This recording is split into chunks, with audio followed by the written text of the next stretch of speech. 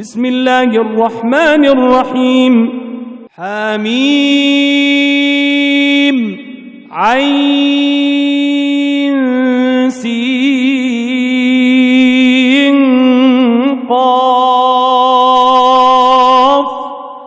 كذلك يوحي إليك وإلى الذين من قبلك الله العزيز الحكيم له ما في السماوات وما في الأرض وهو العلي العظيم تكاد السماوات يتفطرن من فوقهن والملائكة يسبحون بحمد ربهم ويستغفرون لمن في الأرض ألا إن الله هو الغفور الرحيم. In the name of Allah, the most gracious, the most merciful. Ha, Mim, Ain, Sin, Kaf. Allah, the Almighty, the All-Wise, inspires you, O Muhammad, as He inspired those before you. To Him belongs all that is in the heavens and all that is in the earth, and He is the Most High, the Most Great. The heavens above are almost rent asunder from their reverence for Him, and the angels glorify the praises of their Lord, and ask for forgiveness for those on the earth. Surely Allah is the oft-forgiving, the most merciful. والذين اتخذوا من دونه أولياء الله حفيظ عليهم وما أنت عليهم بوكيل وكذلك أوحينا إليك قرآنا عربيا لتنذر أم القرى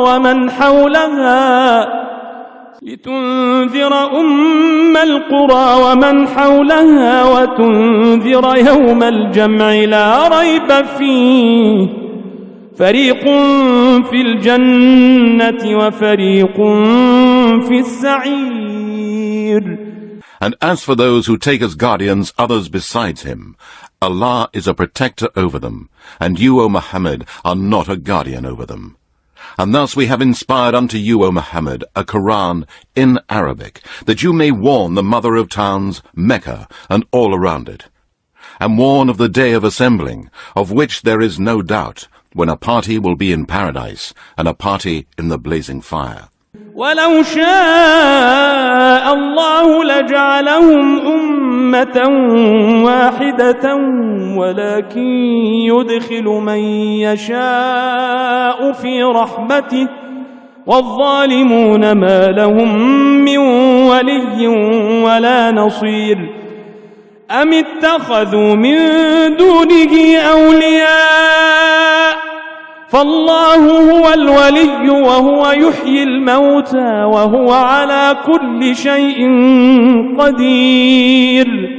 And if Allah had willed, He could have made them one nation, but He admits whom He wills to His mercy. And the polytheists and wrongdoers will have neither a protector nor a helper. Have they taken for worship guardians besides Him? Only Allah, He alone is the protector. And it is He who gives life to the dead, and He is able to do all things. وَمَا اخْتَلَفْتُمْ فِيهِ مِنْ شَيْءٍ فَحُكْمُهُ إِلَى اللَّهِ ذَلِكُمُ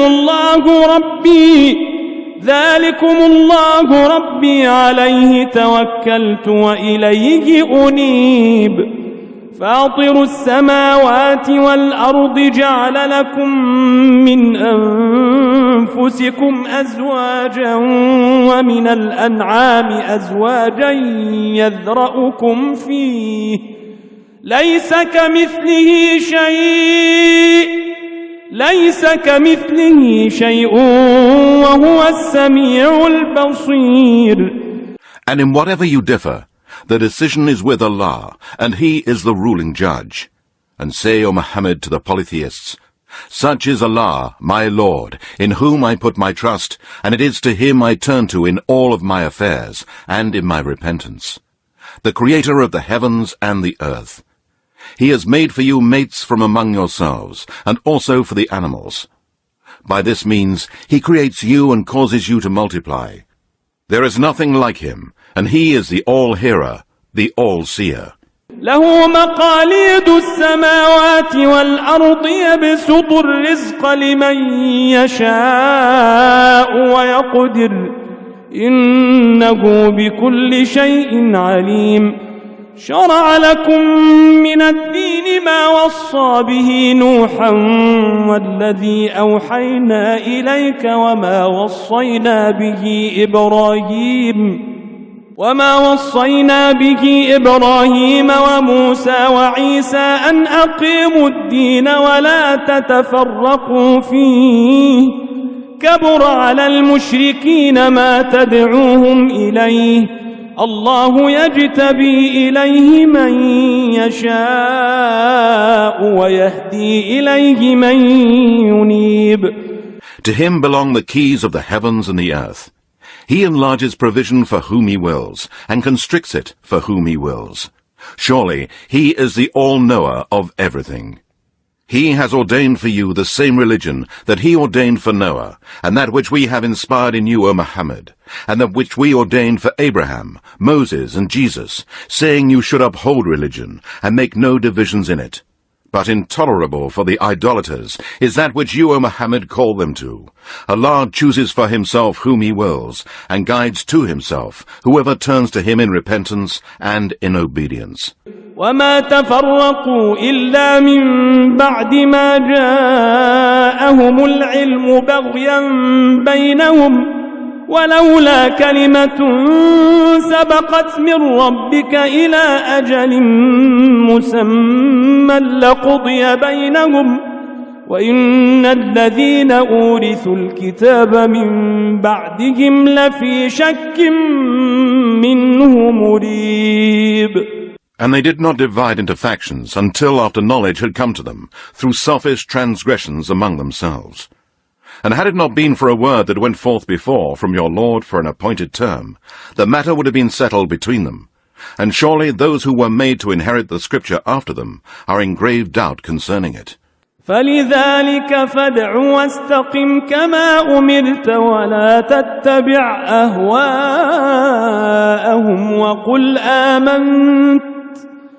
وقل آمنت بما أنزل الله من كتاب وأمرت لأعدل بينكم الله ربنا وربكم لنا أعمالنا ولكم أعمالكم لا حجة بيننا وبينكم الله يجمع بيننا وإليه المصير.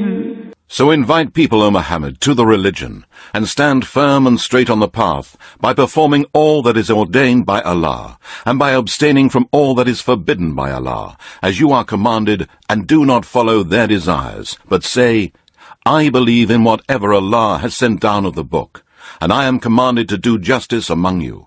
Allah is our Lord and your Lord. For us are our deeds, and for you your deeds. There is no dispute between us and you. Allah will assemble us all, and to him is the final return. والذين يحاجون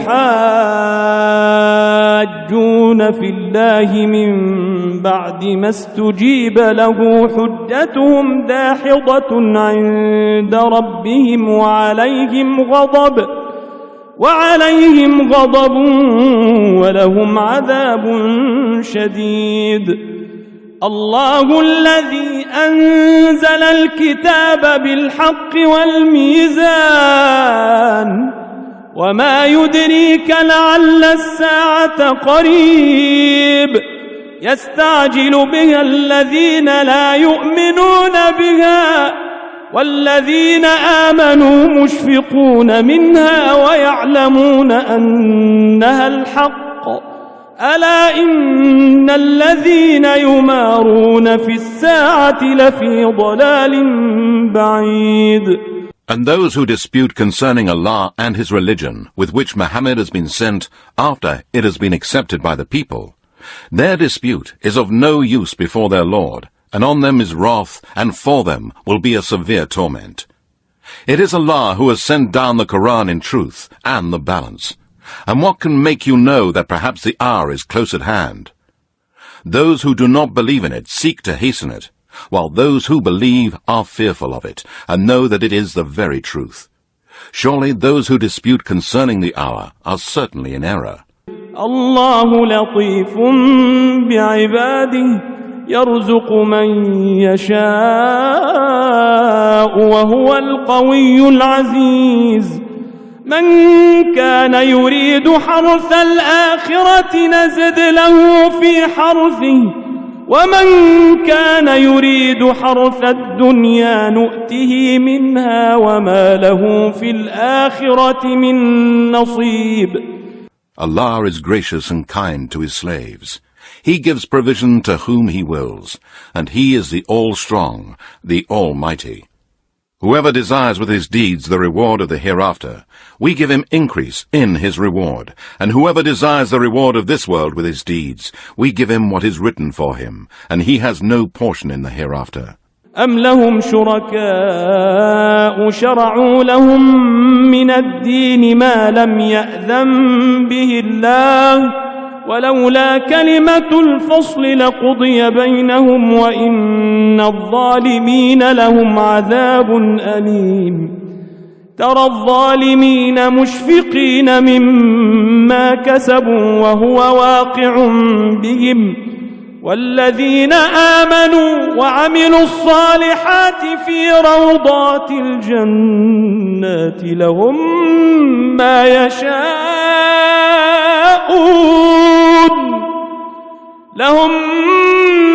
يشاءون عند ربهم ذلك هو الفضل الكبير. Have they partnered with Allah false gods, who have instituted for them a religion which Allah has not allowed? And had it not been for a decisive word already gone forth, the matter would have been judged between them. And surely for the polytheists and wrongdoers there is a painful torment. You will see on the day of resurrection the polytheists and wrongdoers fearful of that which they have earned, and Allah's torment will surely befall them.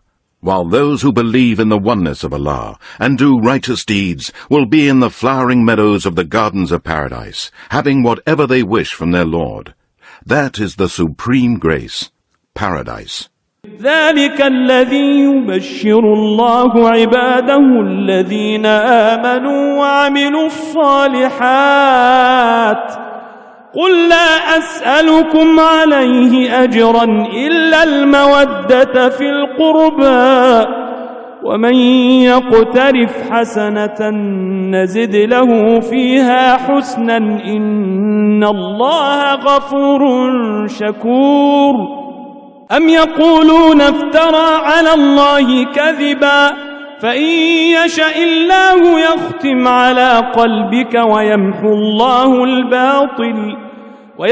الله الباطل ويحق الحق بكلماته إنه عليم بذات الصدور.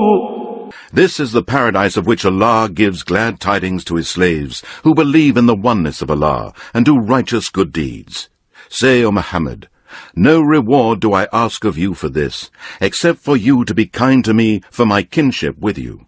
And whoever earns a good righteous deed, we shall give him an increase of good in respect of it. Surely Allah is oft forgiving, most ready to appreciate the deeds of those who are obedient to him. Or they say, has he invented a lie against Allah? If Allah willed, he could have sealed your hearts, and Allah wipes out falsehood and establishes the truth by his word. Surely he knows full well the secrets that are in the hearts of men. وهو الذي يقبل التوبة عن عباده ويعفو عن السيئات ويعلم ما تفعلون ويستجيب الذين آمنوا وعملوا الصالحات ويزيدهم من فضله والكافرون لهم عذاب شديد. And it is he who accepts repentance from his slaves and forgives sins, and he knows what you do. And he answers the invocation of those who believe in the oneness of Allah and do righteous good deeds, and gives them increase of his bounty. And as for the disbelievers, theirs will be a severe torment.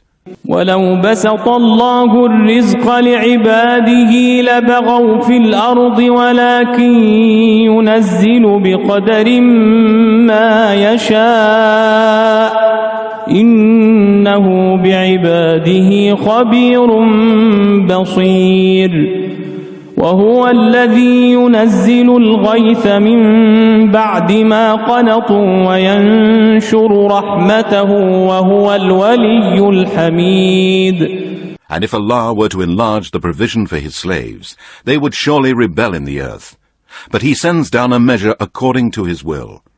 Surely he is in respect of his slaves, the all-aware, the all-seer of things. And it is he who sends down the rain after they have despaired, and spreads abroad his mercy. And he is the helper, supporter, and protector, worthy of all praise. ومن آياته خلق السماوات والأرض وما بث فيهما من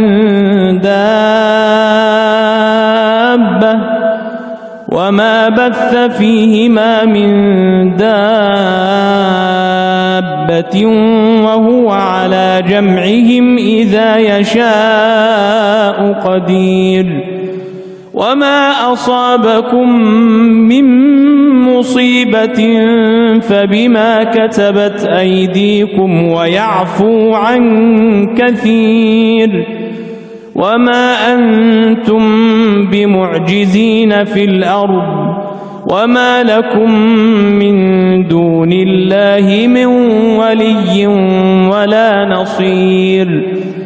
And among his proofs and signs is the creation of the heavens and the earth, and whatever living creatures he has dispersed in them both. And he is all capable of assembling them together whenever he wills. And whatever misfortune befalls you, it is because of what your hands have earned, and he overlooks many of your sins. And you cannot escape from Allah in the earth, and besides Allah you have neither any guardian nor any helper. ومن آياته الجوار في البحر كالأعلام إن يشأ يسكن الريح فيظللن رواكد على ظهره إن في ذلك لآيات لكل صبار شكور أو يوبقهن بما كسبوا ويعفو عن كثير ويعلم الذين يجادلون في آياتنا ما لهم من محيص. And among his signs are the ships on the sea, like mountains. If he willed, he could cause the winds to be stilled. Then they will become motionless on the sea. Surely in these are signs for everyone patient and grateful. Or he may destroy them by drowning them, because of that which their people have earned. And he overlooks many of your sins. And those who dispute our proofs, signs, and revelations may know that there is no place of refuge for them from Allah's punishment. فما أوتيتم من شيء فمتاع الحياة الدنيا وما عند الله خير وأبقى للذين آمنوا وعلى ربهم يتوكلون والذين يجتنبون كبائر الإثم والفواحش وإذا ما غضبوا هم يغفرون والذين استجابوا لربهم وأقاموا الصلاة وأمرهم شورى بينهم ومما رزقناهم ينفقون والذين إذا أصابهم البغي هم ينتصرون وجزاء سيئة سيئة مثلها فمن عفا وأصلح فأجره على الله إنه لا يحب الظالمين ولمن انتصر بعد ظلمه فأولئك ما عليهم من سبيل إنما السبيل على الذين يظلمون الناس ويبغون في الأرض بغير الحق أولئك لهم عذاب أليم. So whatever you have been given is but a passing enjoyment in this worldly life. But that which is with Allah is better and more lasting for those who believe and put their trust in their Lord, and those who avoid the greater sins and vice, and when they are angry they forgive, and those who answer the call of their Lord and perform prayer, and who conduct their affairs by mutual consultation, and who spend of what we have bestowed on them, and those who, when an oppressive wrong is done to them, they take revenge. The recompense for evil is an evil like it, but whoever forgives and makes reconciliation, his reward is due from Allah. Surely he does not like the oppressors and the unjust. And indeed, whoever takes revenge after he has suffered wrong, for such there is no blame on them. The guilty are only those who oppress men and wrongly rebel in the earth. For such there will be a painful torment. وَلَمَنْ صَبَرَ وَغَفَرَ إِنَّ ذَلِكَ لَمِنْ عَزْمِ الْأُمُورِ. And surely whoever shows patience and forgives, that would truly be of the things recommended by Allah. وَمَنْ يُضْلِلِ اللَّهُ فَمَا لَهُ مِنْ وَلِيٍّ مِّنْ بَعْدِهِ وَتَرَى الظَّالِمِينَ لَمَّا رَأَوُا الْعَذَابَ يَقُولُونَ هَلْ إِلَى مَرَدٍ مِّن سَبِيلٍ وَتَرَاهُمْ يُعْرَضُونَ عَلَيْهَا خَاشِعِينَ مِنَ الذُّلِّ يَنظُرُونَ مِنْ طَرْفٍ خَفِيٍّ وقال الذين آمنوا إن الخاسرين الذين خسروا أنفسهم وأهليهم يوم القيامة ألا إن الظالمين في عذاب مقيم. And whoever Allah sends astray, for him there is no protector. And you will see the polytheists, wrongdoers, and oppressors when they behold the torment. They will say, is there any way of return to the world? And you will see them brought forward to hell, humbled and disgraced, and looking with furtive glances. And those who believe will say, the losers are they who lose themselves and their families on the day of resurrection. Surely the disbelievers will be in a lasting torment. وما كان لهم من أولياء ينصرونهم من دون الله ومن يضلل الله فما له من سبيل استجيبوا لربكم من قبل أن يأتي يوم لا مرد له من الله ما لكم من ملجأ يومئذ وما لكم من نكير فإن أعرضوا فما أرسلناك عليهم حفيظا إن عليك إلا البلاغ وإنا إذا أذقنا الإنسان منا رحمة فرح بها وإن تصبهم سيئة بما قدمت أيديهم فإن الإنسان كفور. And they will have no protectors to help them other than Allah. And he whom Allah sends astray, for him can be no way. Answer the call of your Lord before there comes from Allah a day which cannot be averted. You will have no refuge on that day, nor will there be for you any denying of your crimes. But if they turn away, O Muhammad, from the Islamic monotheism which you have brought to them, we have not sent you, O Muhammad, as a protector over them. Your duty is to convey the message. And when we bestow our mercy on man, he rejoices. But when some ill befalls him because of the deeds which his hands have brought forth, then surely man becomes ungrateful. لله ملك السماوات والأرض يخلق ما يشاء يهب لمن يشاء إناثا ويهب لمن يشاء الذكور أو يزوجهم ذكرانا وإناثا ويجعل من يشاء عقيما إنه عليم قدير. To Allah belongs the kingdom of the heavens and the earth. He creates what he wills. He bestows female children upon whom he wills, and bestows male children upon whom he wills.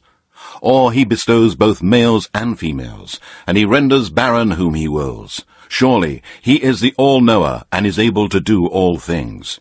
وما كان لبشر أن يكلمه الله إلا وحيا أو من وراء حجاب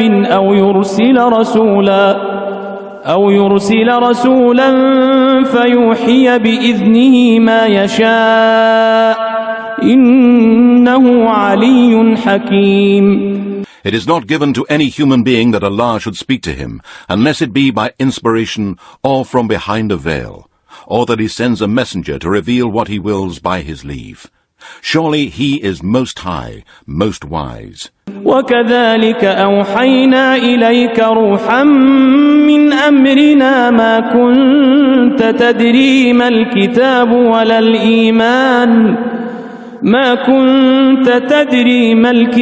ولا الإيمان ولكن جعلناه نورا نهدي به من نشاء من عبادنا وإنك لتهدي إلى صراط مستقيم صراط الله الذي له ما في السماوات وما في الأرض ألا إلى الله تصير الأمور.